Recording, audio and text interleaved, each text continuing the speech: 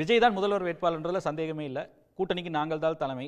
அதை நாங்கள் வந்து எல்லா நேரத்திலையும் பிரகடனப்படுத்தணுன்ற தேவையில்லை. நீங்கள் கேட்டிருப்பீங்க, அதெல்லாம் உறுதியாக இருக்கும், எந்த மாற்றம் இல்லை. எங்களுடைய அரசியல் இந்த மௌனன்றது எங்களுடைய புதுவிதமான அரசியல் அப்படின்னு சொல்கிறார் இல்லையா. அப்போது அதிமுக வந்து தலைவர்கள் எடுக்கக்கூடிய அழைப்பாகட்டும், இல்லை அவர்கள் சொல்லக்கூடிய பேச்சாகட்டும், இவர்கள் மீது நீங்கள் பேசவே இல்லைன்னு சொல்கிற விமர்சனமாகட்டும், இரண்டுக்கும் சேர்த்து தான் பதில் சொல்கிறாங்கன்னு எடுத்துக்கணுமா? அதில் ஐயா அவர் முன்னாடி பேசினார், அதற்கு ஒரு பதில் சொல்லிட்டு நீங்கள் கேட்ட கேள்விக்கு வரேன். அது ஊடகங்கள், யூடியூப்பு, அப்புறம் தொலைக்காட்சிலாம் வந்து தாவேக்காவை தவிர்த்து 6 மாதமாக செயல்படவே முடியாது, அதை பேசினா தான் செய்தின்ற மாதிரி ஒரு பிம்பத்தை வைக்கிறாரு. நான் என்ன சொல்கிறேன்னா, கொஞ்சம் வரலாறு பாருங்கள். தமிழ் மாநில காங்கிரஸ் இருந்தது, ரஜினிகாந்த் இருந்தார், அதுக்கப்புறமா வந்து விஜயகாந்த் வந்தார், அப்புறம் ஒரு காலத்தில் வைகோ இருந்தார். 3வது முகம்னு யார் வந்தாலும் பாரபட்சம் இல்லாமல் அவங்க அரசியல் பண்ணாலும் பண்ணனாலும் வீட்டிலேயே உட்காந்துருந்தாலும் ஊடகம் அந்த தர்மத்தை செஞ்சு அவங்களுக்கு விளம்பரம் கொடுத்துருக்கு. இந்த நொடி இப்போ சன் டிவி வந்து தாவேக்காக்கு கரூர் சம்பவத்தில் வெளியிலேயே வராத ஒரு கட்சிக்கு இப்போ விளம்பரம் கொடுக்குறோம். இது ஜனநாயகம். Freedom of expression. சீமானுக்கும் இந்த விளம்பரம் கொடுத்திருக்கு. கமல்ஹாசன் மக்கள் இதெல்லாம் பதிவு பண்ணுறோம். அதாவது அமைதியாக இருக்கிறது ஒரு அரசியல். இது என்ன விதமான அரசியல்னு எனக்கு புரியல. ஒன்று மழையில் வந்து அரசாங்கம் சரியாக செயல்படுது சொல்லுங்கள், அது ஒரு அரசியல். இல்லை மழையில் அரசாங்கம் சரியாக செயல்படல, அது ஒரு அரசியல். இல்லை பாசிச பாஜகன்னு கொள்கை எதிரி வந்து காசே கொடுக்காமல் இருக்குது, அதை சொல்லுங்கள், அது ஒரு அரசியல். இல்லை பாதிக்கப்பட்ட மக்களுக்கு ஏதோ போய் பிரெட்டு துண்டு இல்லை ஒரு ஒரு ஒரு போர்வையோ பெட்ஷீட்டு எதனா பண்ணலாம். மக்கள் சார்ந்த அரசியே பண்ணாமல் ஒரு கட்சி பேசுகிறத வச்சுட்டு மக்கள் அரசியலே பண்ணாமல் தாவேக்கா முதுகு சவாரி செய்து கொண்டிருக்கிறது. இது என்னோட சுட்டி காட்டினதுனால வந்து மக்கள் பிரச்சனைகளை பேசி அரசியல் கட்சிகள் செயல்படணும், அதை தான் பதிவு பண்ணுறீங்க.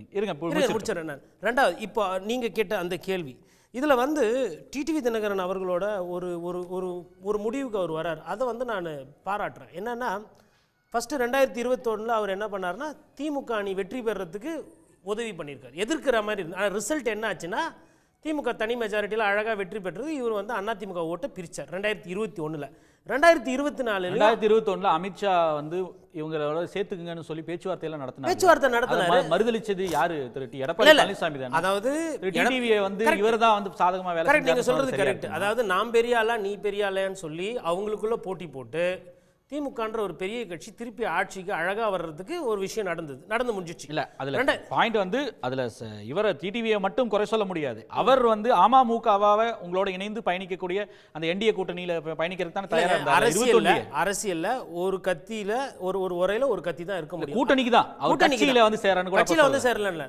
சரி, நான் என்ன சொன்னேன்னா, அவரு ஒருவேளை 20-25% வாங்கி இன்னைக்கு சொல்றாருல விஜய் 2வது இடத்துக்கு வருவாருன்னு, அந்த மாதிரி இவரு 2வது இடத்துக்கு வந்திருந்தா இன்னைக்கு ரெட்டலை அவர்கிட்ட இருந்திருக்கும். அவர் வரல ஒன்று. அப்புறம் 2024 அண்ணாமலை அவர்களும் டிடிவையா ஓபிஎஸும் சேர்ந்து என்ன பண்ணாங்கன்னா, திருப்பியும் வந்து காங்கிரஸுக்கு கூட்டணிக்கு உதவி பண்ணாங்க, நல்ல வெற்றி பெறு.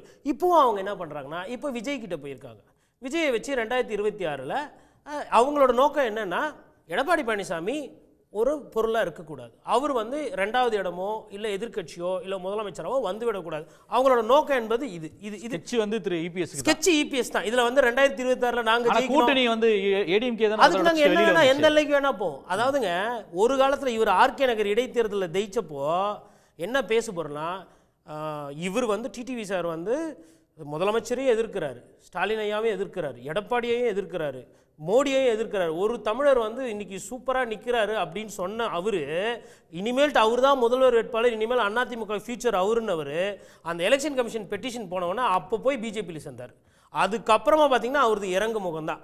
அப்போது அவர் ஒரு காலத்தில் மக்கள் முதல்வர் வேட்பாளர் நான் சிஎம் ஃபேஸ்னா இருந்த போய் இன்னைக்கு என்ன பண்ணுறாருன்னா, விஜய் அவர்களுக்கு வந்து நான் பிஆர்ஓ இல்லைன்னு சொல்கிறாரு. நான் அதை நம்புகிறேன். ஆனால் விஜய் அவர்களுக்கு அதிகமான வெளிச்சம் வந்து அவர் கொடுக்குறாரு. நான் என்ன கேட்குறேன்னா, விபத்துன்றார். விஜய் கட்சி சார்பா வந்து முதல்வர் வேட்பாளர் விஜய் தான்ன்றது அவர் சொல்றாரு இல்லையா, திரு கந்தசாமி சொல்றாரு. அதுல மாற்றமே இல்லை, நீங்க என்ன வேணா சொல்லலாம், நாங்க வந்து உறுதியா இருக்கோம். அதுல வந்து அவங்க வந்து கரெக்ட்ல இருந்து ஃபர்ஸ்ட்ல இருந்து அவங்க அதை தான் சொல்றாங்க. தாவேக்கா அந்த நிலைப்பாடுல மாறல. அது எப்படி ஒரு பத்திரிகையாளரா நீங்க எப்படி பாக்குறீங்க? அது பாசிபிலிட்டி இருக்கா? கோஎக்ஸிஸ்ட் ஆக முடியுமா? அதிமுகவும் தாவேக்காவும் முதல்வர் வேட்பாளர் விஜய்னு சொன்னா, அதிமுக இவ்வளவு பெரிய கட்சி, நீங்க அவர் ரொம்ப பலவீனமா சென்ற ஆண்டு தோத்தப்ப கூட 21% ஓட்டு இருக்கு. அப்ப அந்த கட்சி வந்து எப்படி போய் இவர் முதல்வர் வேட்பாளர்னா எப்படி சார் ஜூனியர் பார்ட்னரா முதல்வர் வேட்பாளராக ஏத்துக்கிறது அப்படின்னா, அதெல்லாம் அவ்வளோ ஈஸியான ஒரு போஸ்டா புதுசா வந்தவொன்னு தூக்கி கொடுக்கறதுக்கு? ஏங்க, இது மாதிரி வந்து முயற்சி எல்லா கட்சியிலும் எல்லா காலகட்டத்திலையும் திராவிட கட்சிகளில் எடுத்திருக்கிறாங்க. சர்வைவல் ஆஃப் த ஃபிட்டஸ்ட், யாருக்கு வலியது வெல்லும், யார் வலியதோ வெல்லுவாங்க. உடனே தூக்கி அப்படிலாம் கொடுக்கறனா அதிமுகவில் இவ்வளோ பிரச்சனை போராட்டமே வந்திருக்காது. அன்றைக்கே வந்துட்டு ஒரு சமரசத்துக்கு போயிருப்பாங்களே. எனக்கு தெரிஞ்ச வரலாம் எடப்பாடி பழனிசாமி அவர்கள் தூக்கத்தில் கூட இதெல்லாம் ஒத்துக்க கூட மாட்டார். இதை பற்றி இந்த மாதிரி சப்ஜெக்ட் வந்தாலுமே நன்றி வணக்கம்ன்றார். இவங்க இன்னும் எதிர்க்க ஆரம்பிக்கல, அரசியல் கட்சிகள் இன்னும் தாவேக்காவை எதிர்க்க ஆரம்பிக்கல.